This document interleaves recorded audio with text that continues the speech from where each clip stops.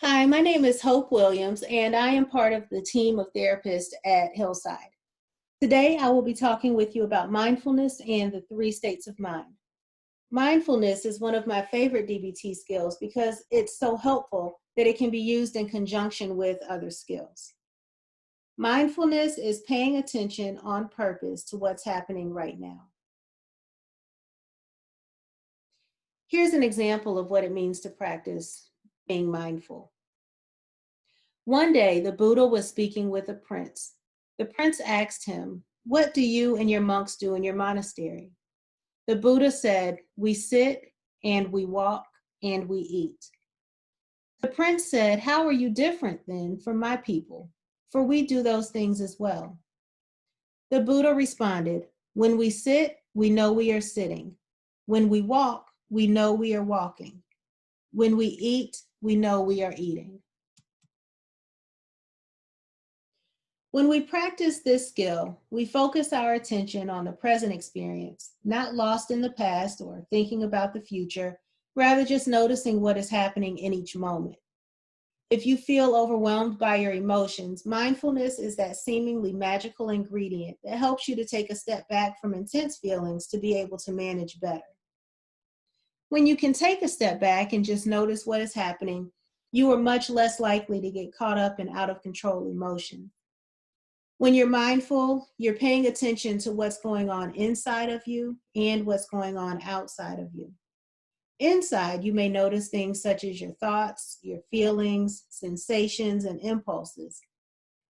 Outside of you, you'll notice the things that you smell, the things that you feel, hear, and see.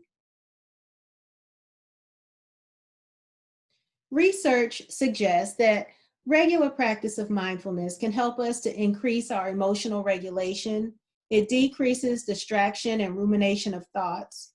It increases activity in the brain region that's associated with positive emotions. It can decrease anger and emotional irritability. It decreases depression and anxiety. And it also can increase our immune function.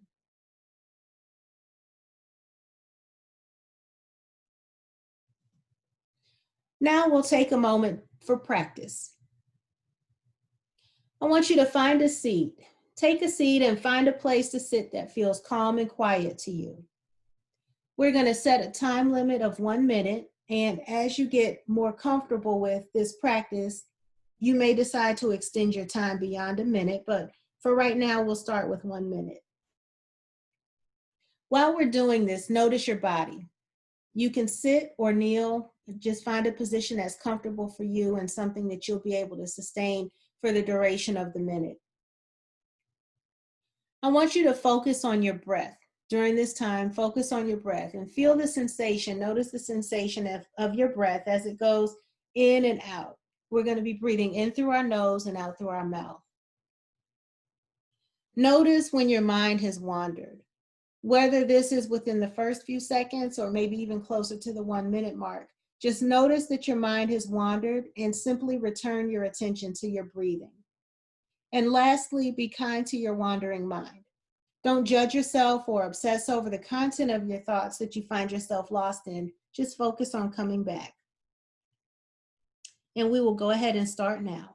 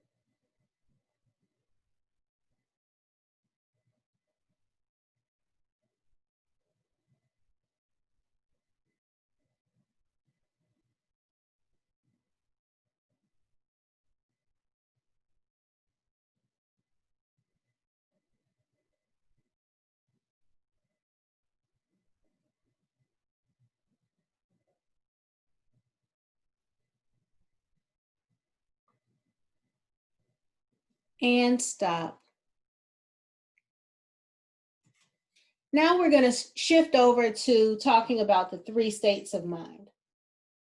Again, this is about managing intense emotions, and the concept of operating in wise mind can be beneficial to anyone. To be in wise mind is to feel centered or grounded. It is a reflection of internal wisdom or knowledge, and wise mind is made up of two other states of mind, which are emotion and reasonable mind. Emotion mind is hot. Emotions are running high, and whatever the feeling is that's strongest in the moment is where our focus is if we're in emotion mind. If you're angry, that's all you feel, or if you're sad, that's all you may notice in that moment. When you're acting from emotion mind, you might make quick decisions without thinking about factors other than your emotions. Reasonable mind is cool. That's where facts and logic rule. It's a state of mind that lacks emotion. So combining these two is how we get to wise mind. And wise mind draws on the emotion and reason to help you weigh options and make decisions. When we can make decisions in wise mind, that is when we are being the most effective that we can be. Thank you so much for joining me for this session on mindfulness and the three states of mind. I hope that you will have a great rest of your day. Take care.